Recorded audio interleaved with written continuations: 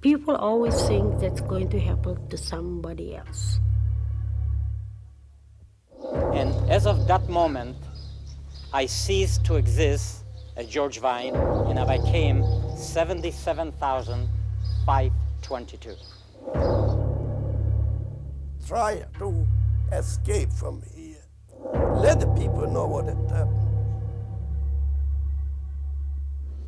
What we have learned during the Holocaust is how the human being behaves in a state of mind that is unrestrained by social mores. How do we act when we are not restrained? We are obviously concerned with what happened during the Holocaust. But primarily what we are interested at this point is to learn the lessons of that period as it relates to us in our own day and age. Because in the final analysis, it is the lessons of the Holocaust that will determine the future of humankind. The young Nazi hoodlums were attacking our house and harassing us for hours on end. And practically the end of 43 and beginning of 44, we could not leave the house quite often because there was a barrage of stones and eggs and tomatoes, and it was so hostile. And of course, if you have to understand that the police was supporting that. That was the law of the land. There was no place for us to go to ask for help. People always think that's going to happen to somebody else. And then we were taken to the railroad trains. When the train pulled up finally and stopped and didn't move anymore after 4 days on the road, my father pulled out his prayer book and tried to figure out the east direction so he could start his morning prayers in that stinky, filthy, crowded cattle car. And all of a sudden, the cattle car swung open. They removed the bars, schnell, schnell, which meant fast, fast, everybody, out, out. And we were standing on that overcrowded platform. And SS were yelling, Zwillinge, Zwillinge, which means twins in German. And we didn't say anything. And SS approached us. And he said to my mother, are they twins? My poor mother had no idea what to say. Was the truth going to help? Should she lie? Should she? So ultimately, after urging her to answer, she asked hesitantly, is that good? And the SS nodded yes. I don't know how fast can anything move, but this moved very fast. September, October, November, the beginning of December. A law came. Every Jew has to wear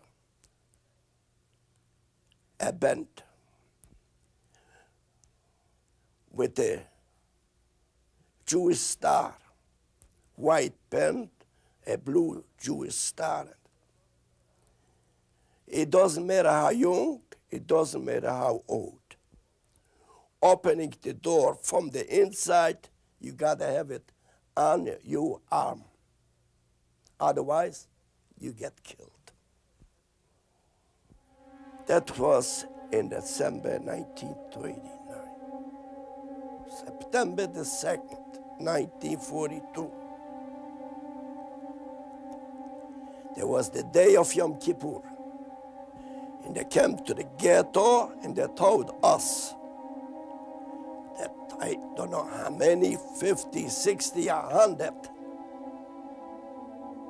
cattle cars standing over there, Ukrainian, Germans, and a special companion of Germans in black uniforms. And we knew it already from other places. Where they came, that means the dead goes with them. The ghetto was liquidated.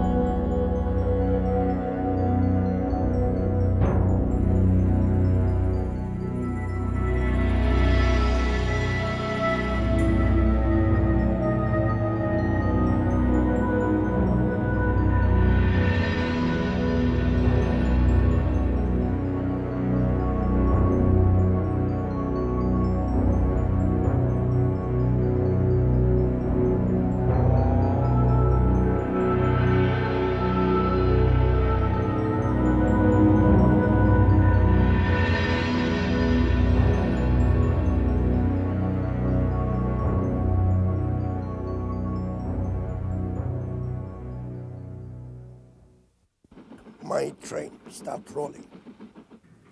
Start rolling. Gate, a big gate opened up.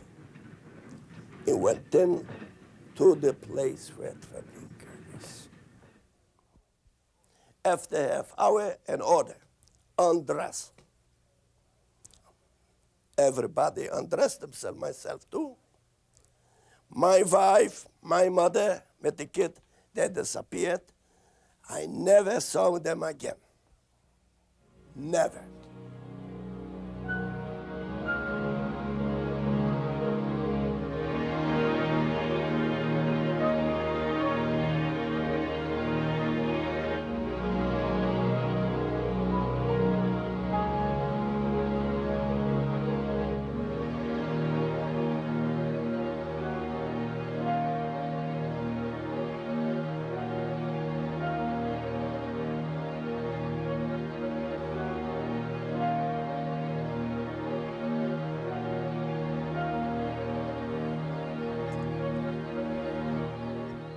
My town was among the first Jewish people, Polish Jews, to be in the first process of mass extermination.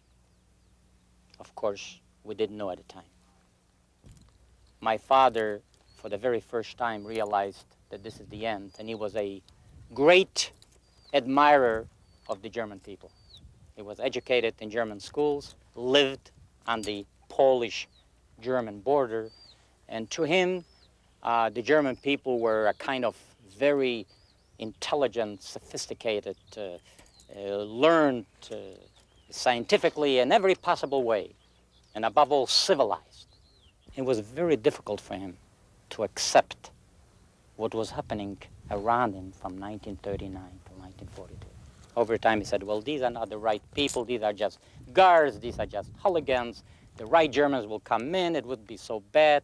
It was a continuous till on those trains. Once we hit those trains, I think he realized that these are the Germans. The very same ones that he knew. And he told me, whispered to me, I was the second day probably on the trip, that you must remember and you must live.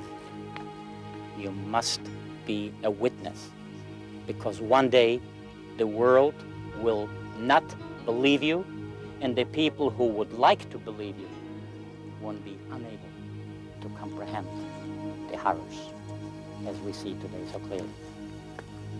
Very short time later, the train stopped right here, where we are standing. Out of the 2,000, 1,400 human beings, men, women, and children, including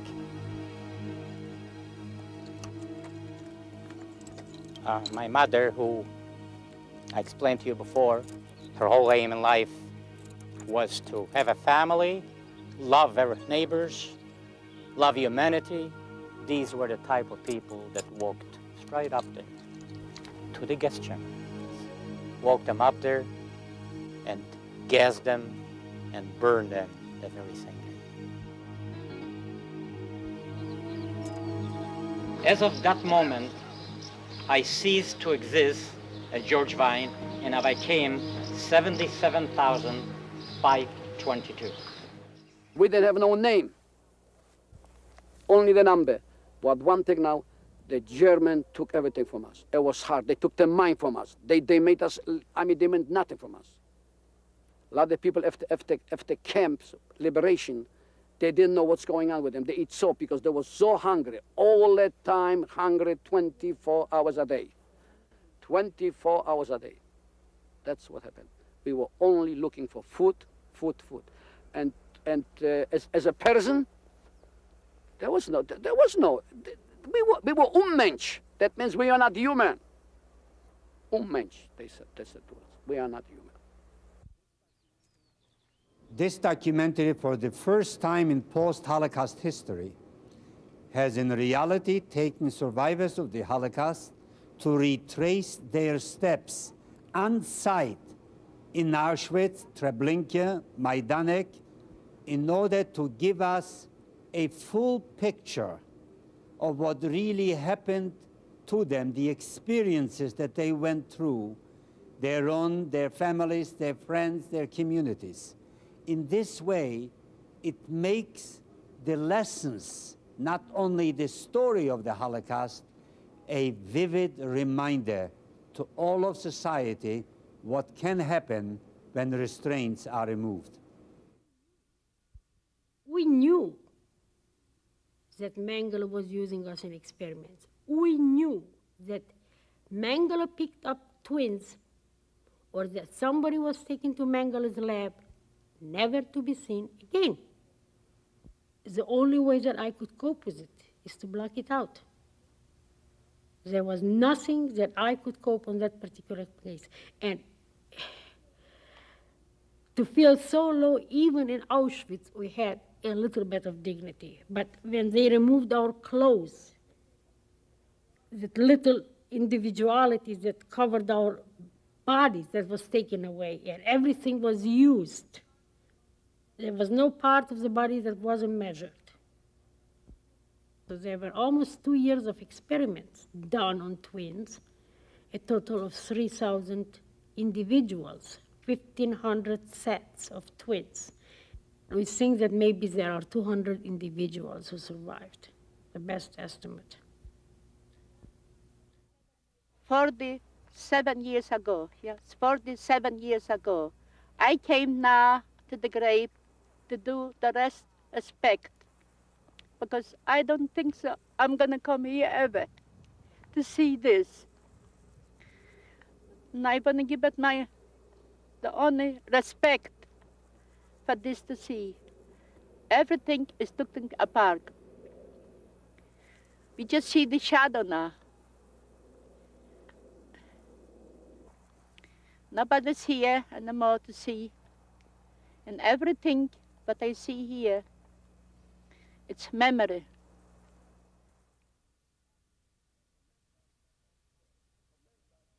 The commandant of the workers who worked there, he was a Jew by the name of Galeski. He came over, he said, "Who is a Barb?" I said, "I'm a Barb." He told us, the woman coming in, there will be benches, 8, 10 benches. We were about 15, 16 barbers. You cut the woman's hair, but make them feel they're going to take a shower. Don't scalp them. Don't do it with clippers or other thing. Just with a scissor, make believe they're going to take a shower. We did it.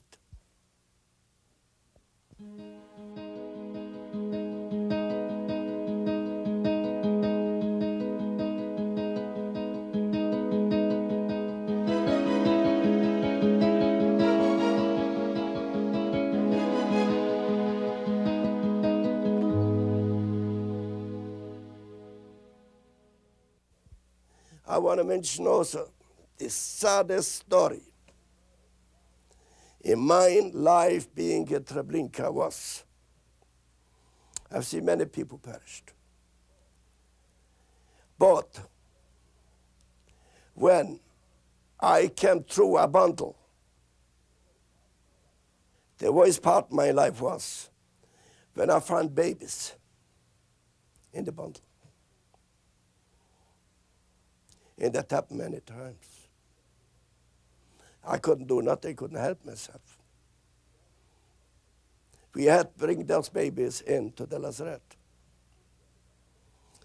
where they got killed and thrown into the pit. For my life, for my suffering, that's the most saddest thing in my life experience, whatever I went through and whatever I go through during my life.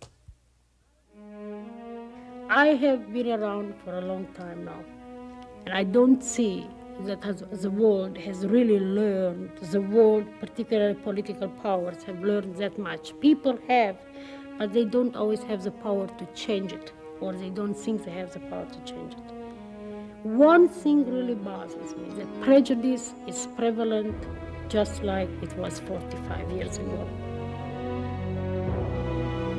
If we are not to produce this documentary, history will never forgive us. Here we have an opportunity to, at long last, share with the world a first-hand experience in the most profound lesson of human behavior. We dare not miss this opportunity.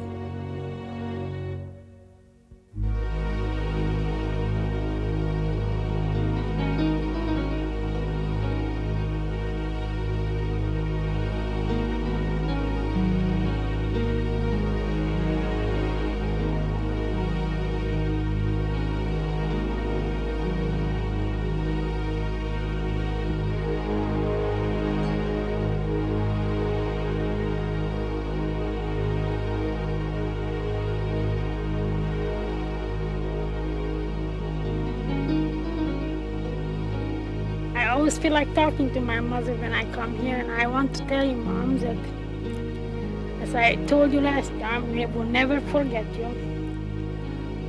If there is one way of communicating with you, maybe when I come back to the camp, and I promised you last time, I will say that we will never let the world forget what happened here.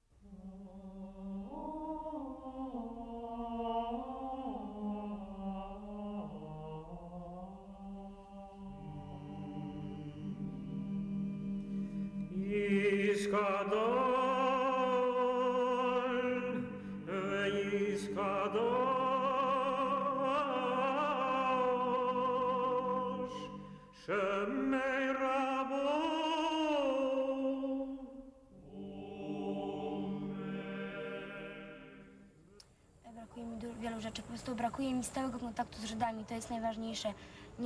Nie mogę się jakby rozwijać duchowo, w pełni nie mogę rozwijać się duchowo tego, że jestem Żydówką. Nie mogę się modlić w synagodze, nie mogę, nie wiem, uczyć się hebrajskiego. Jest to po prostu to, co najważniejsze dla Żyda, jest dla mnie zupełnie jakby obce. Mom and dad didn't tell them for the first 15, 20, 30 years of their life that they're Jewish, and that most likely their grandparents or great-grandparents were gassed. I mean, that's what they know about Jewish identity. They know about Auschwitz, they know about 1968 in Poland. The sense of fear that existed here under the communists is something that we Americans, Baruch Hashem, cannot understand. That you don't even dare tell your child something that's going to be detrimental. And often, even when the children suspected it, they often didn't dare ask their parents if they were Jewish until after 1989, after the fall of the communists.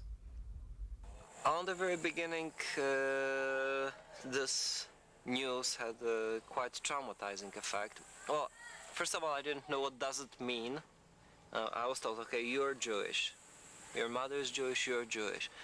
But I didn't know what does it mean, because, you know, the information about being Jewish, I'm not speaking about Judaism, I'm not speaking about Yiddishkeit, but just about what does it mean to be Jewish. It was very strange. Are they Poles? Are they Jews? Are they Catholics? Are they Polish Jews? Are they Polish Catholic Jews? Are they Polish Jewish Catholics? Yes, I know these three terms, especially Jewish Catholic. There are two different ethnic groups. They are mutually exclusive by all rules of theology and halakha. But these people are who they are. They were brought up as Catholic, a significant percentage baptized. And so they're working out these problems. And often for them, trying also to deal with the Shoah is very difficult. A young lady who's now about 20 asked me a couple of years ago, he says, "Rabbi, am I Jewish?" I said, if you're asking me what is your story? It's not a question which I don't usually ask. She said, well, my mother's mother's mother's mother apostatized. And my mother's mother told my mother when she was on her deathbed that I want you to know that my mother's mother was a Jew. She says, Rabbi, am I a Jew? I found out a year ago. I went to an acquaintance of mine who I knew, I thought was Jewish, someone my own age. I said, what do you do when you're Jewish and living in Warsaw? And the young lady says, well, the friend said, well, you go to Camp Lauder. And so this young lady told me, says, I went to the camp, and after a month, I felt something inside of me come alive that I never felt before. What they experience here is the spectrum of Jewish life, what I like to call the smorgasbord of Jewish life. Everything from prayer to Israeli folk dance, Talmud to Jewish history, and even what it's like to be with Jewish people.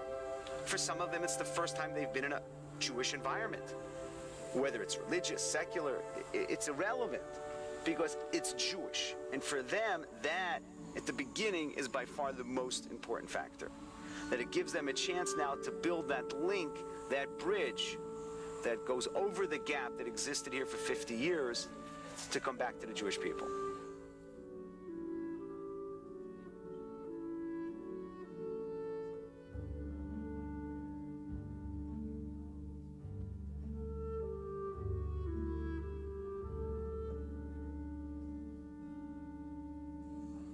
I had kind of an image of the Jew that it must be another person with the curly black hair and the big nose. My nose at that time wasn't big like that.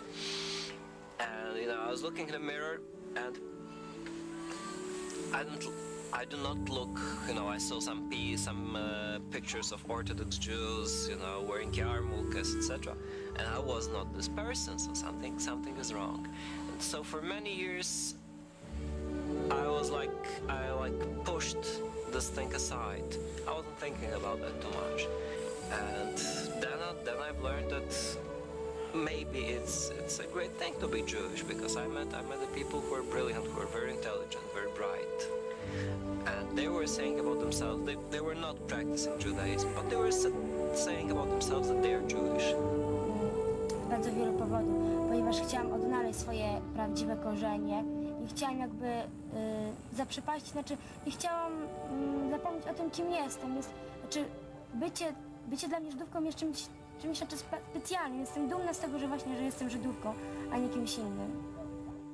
So when we say that for a young person, for a young Polish Jew to be Jewish today means that Hitler didn't win, it's not only on a global or a national level for the Jewish people, it means that his family, his Jewish family does not die with his grandfather or grandmother, that there is a continuity, that the link going back to Abraham continues in spite of what has happened. Chciałabym, aby wiedzieli, jak bardzo jest dla mnie ważne bycie Żydówką i żeby po prostu jak ważne dla mnie jest bycie tym, kim jestem, moją tożsamością, ile radości, ile siły daje mi to, że jestem Żydówką. My message for people who learn about their Jewish identity, who discover their Jewish roots is be proud of being Jewish. Learn as much as you can. We as a Jewish nation, we need you. We need each of you. Each of you can make a very important contribution to the Yiddishkeit. The young Jews of Poland that come to our programs, that are involved in other programs, are the example of how human spirit cannot be broken. That the desire, that the need to return to the Jewish people is not something that will ever be wiped out. And that in spite of it all, and along with it all, they will find their place in the Jewish people. And it is our obligation to help them find that place.